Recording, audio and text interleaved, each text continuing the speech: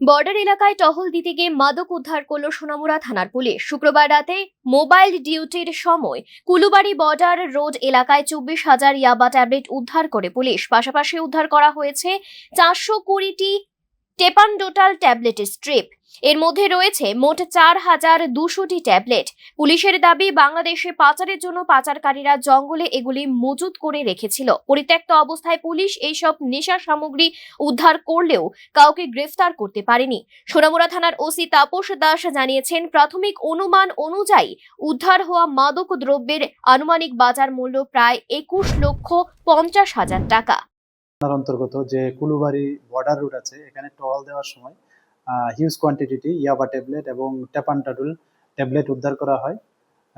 আর যে এগুলি সম্ভবত যে ড্রাগস স্মাগলাররা আছেন, ওনারা বাংলাদেশে পাচার উদ্দেশ্যে এগুলি এখানে লুকায়িত অবস্থা রাখা ছিল। তো এগুলি যে ইয়াবা ট্যাবলেট, এগুলি ওজন করলে দেখা গেল এগুলির ওজন 2 কেজি 500 গ্রাম, যা কাউন্ট করে হলো 24,000 নুস টোটাল, মানে 24,000টি ইয়াবা ট্যাবলেট। এবং এর যে মানে মার্কেট ভ্যালু প্রায় 20 লাখ টাকার মতো হবে।